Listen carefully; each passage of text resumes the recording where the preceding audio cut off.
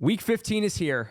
The waiver wire, the playoffs. I will not spoil what happened in the Flock League vlog. Please go watch it. It was absolute cinema, but let's get right into it. Here are my top 5 waiver ads for each type of league in fantasy football week 15. For shallow leagues, 8, 10-man leagues, shallow benches, my number 1 pickup, guys who are rostered in 45% or higher of leagues. Jayden Reed, wide receiver of the Green Bay Packers, 65% of the routes, 9.3 PPR points in his first game back. Could be a usable flex option going forward.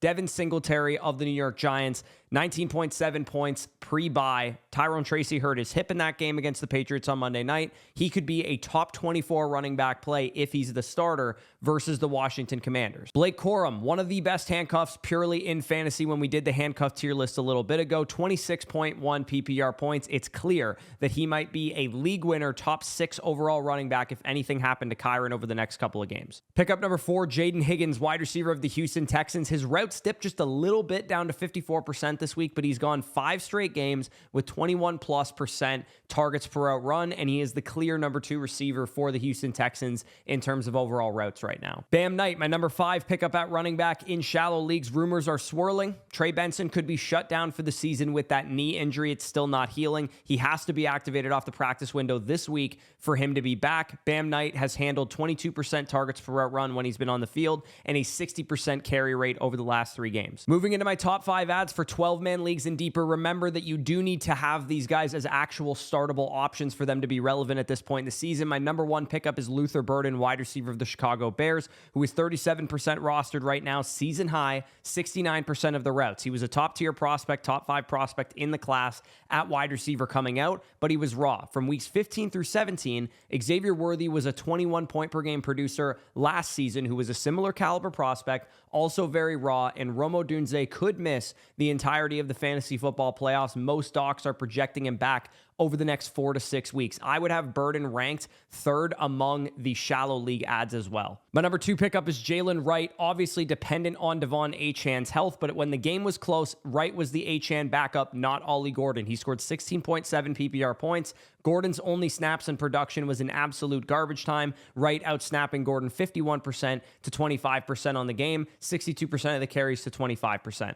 My number 3 pickup is Jalen Coker, who is widely available right now for the Carolina Panthers. 6 straight games before the bye of over 75% of the routes. He plays the Saints this week, which is an easy matchup. 26% target share pre-bye. He is absolutely a worthy flex option if you need one. And then the last 2 guys, Pat Bryant and Jack Bech, more of stashes. And again, at this point in the season, not really relevant, but you could use Pat Bryant, who's running more routes than Troy Franklin in back-to-back games, or Jack Bech, who had a season-high 79% of the routes and a 21% target share last week. At Philly's very difficult, but maybe he's startable in week 16 or 17 with another good game. Here are the top streamers of week 15, the tight ends, the quarterbacks, the defenses, and kickers. Streaming tight ends for week 15. Double check your waiver wire to make sure that Harold Fannin is not available. A monster number 1 tight end performance. David Njoku got banged up in that game. Blow all of your fab on Harold Fannin if he is out there in your specific league, and every week starter for the rest of the playoffs. But widely available tight ends like Darren Waller also have really good setups here. Darren Waller versus the 30th ranked Pittsburgh Steelers.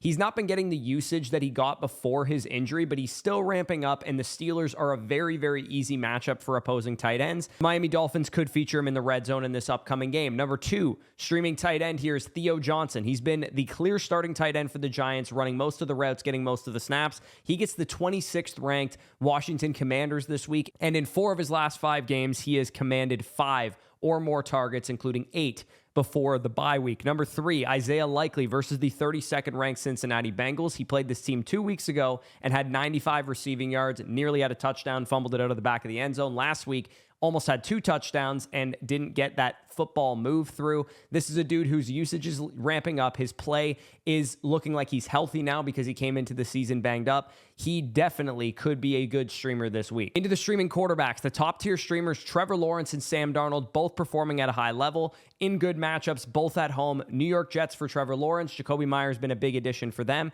Sam Darnold versus the Indianapolis Colts now without Daniel Jones, probably Phillip Rivers starting for them as of this tape escaping. He is just signed with the team. Sam Darnold, a very good option against the Colts. Lower tier streamers, you probably won't need to use guys like this because there are no buys this week. But Bryce Young versus the New Orleans Saints, he's been playing well as of late. J.J. McCarthy, 32nd ranked Dallas Cowboys defense, and Shedeur Sanders coming off of a monster game last week, being allowed to actually throw the ball at will versus the Chicago Bears. Also a very solid option if you have to dig deep. Moving into defenses, my top 5 defenses for the week: Seattle Seahawks versus Phillip Rivers, presumably. Houston Texans versus Arizona. Philadelphia Eagles versus the Raiders, potentially without Geno Smith. Dallas Cowboys versus the Vikings, J.J. McCarthy. Jacksonville versus the New York Jets, potentially without Tyrod Taylor. San Fran versus Tennessee. Chicago versus Cleveland. Tampa Bay versus Atlanta on Thursday night.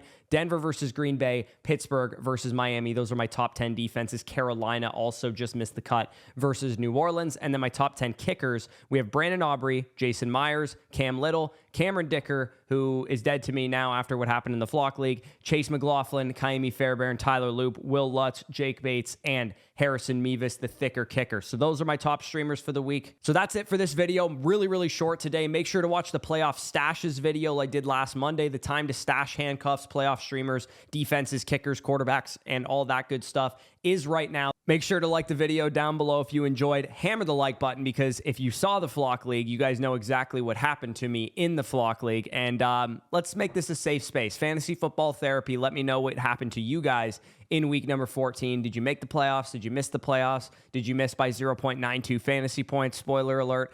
Definitely a safe space. Drop it down below in the comments. And like I said, go watch that video because it was absolute cinematography in motion.